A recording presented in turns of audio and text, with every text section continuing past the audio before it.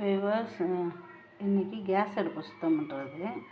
நம்ம ரொம்ப தண்ணி போட்டு ரொம்ப கஷ்டப்பட்டுலாம் செய்ய வேணாம். ஈஸியான மெத்தடில் நம்ம கேஸ் அடுப்பை துடைக்கிறதுக்கு நான் சொல்லித்தரேன். நான் இப்போது இந்த இதெல்லாம் வளையம்லாம் கழட்டி வச்சிட்டேன். இப்போது என் கையில் இருக்குது ஒரு சின்ன விம் லிக்விடு தான். விம் லிக்விடு நான் கையில் எடுத்திருக்கேன். ஒரு டப்பாவில் அந்த ஜாமான் இருக்கிற ப்ரஷ் எடுத்திருக்கேன். ஒரு காஞ்ச துணி எடுத்திருக்கேன். இப்போ ஈஸியாக நம்ம எப்படி கேஸ் அடுப்பை சுத்தம் பண்ணுறோன்னு பார்க்கலாம். இப்போ விளம்பரத்தில் நம்ம நிறையா ஆட் பண்ணிகிட்டு இருக்காங்க. நிறையா காசு கொடுத்து வாங்குகிற மாதிரி. வீட்டில் எப்போதுமே ஏதாவது ஜாமான் வளர்க்குற லிக்விட் வச்சுருப்போம், இல்லை சோப்பு வச்சுருப்போம். அந்த மாதிரி ஏதாவது ஒன்று எடுத்துக்கலாம் நம்ம. இப்போ நான் விம் லிக்விட் எடுத்துக்கிறேன். இப்போ பாருங்கள், 1/2 ஸ்பூன் அளவு நான் விம் லிக்விட் எடுத்திருக்கேன். இப்போ நம்ம கேஸ் அடுப்பை சுத்தம் பண்ணலாம். சுத்தம் பண்ணலாம். நம்ம இந்த மாதிரி சோப்பு வச்சுக்கிட்டு நம்ம நல்லா தேய்ச்சிட்டு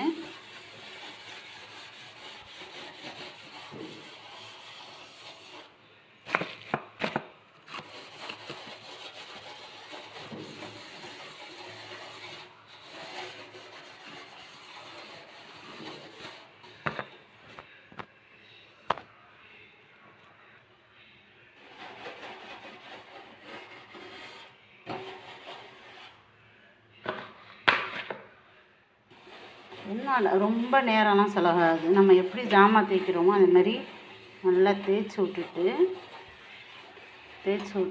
இந்த மாதிரி சைடு தேய்ச்சிட்டு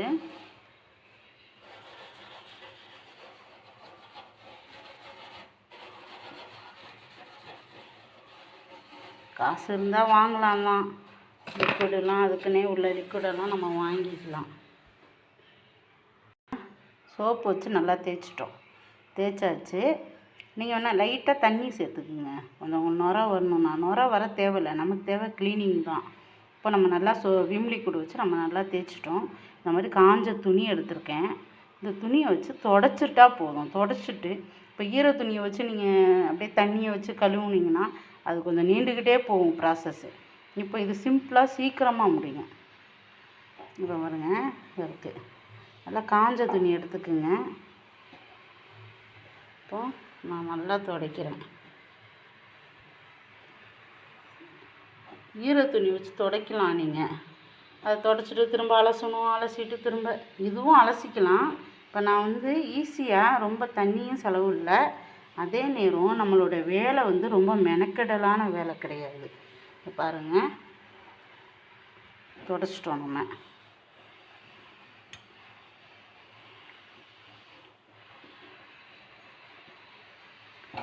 அந்த நுரை சோப்பு எங்கெல்லாம் இருக்கோ இந்த மாதிரி காஞ்ச துணியை வச்சு நல்லா நம்ம துடைச்சிடலாம். என்னோடய அடுப்பு பழைய அடுப்பு தான், இருந்தாலும் சுத்தம் முக்கியம்னு நம்ம நேரம் எப்போ கிடைக்குதோ அப்போ நம்ம துடைச்சிக்க வேண்டியது தான் ஃப்ரீயாக இருக்கிறப்ப. பிள்ளைங்கள்லாம் கல்யாணம் பண்ணி கொடுத்துட்டு தனியாக இருந்து வேலை செய்கிறதுனால காலையில் துடைப்பேன், சாயந்தரம் துடைப்பேன். நான் பொய் சொல்ல விரும்பலை. எப்போ நான் ஃப்ரீயாக இருக்கணும் அப்போலாம் நான் துடைச்சி விட்ருவேன். இப்போ பாருங்கள், கேஸ் அடுப்பை பாருங்க, ரொம்ப நேரம் செலவு இல்லைங்க. ஜஸ்ட் 1 மினிட் தாங்க, துடைச்சாச்சு.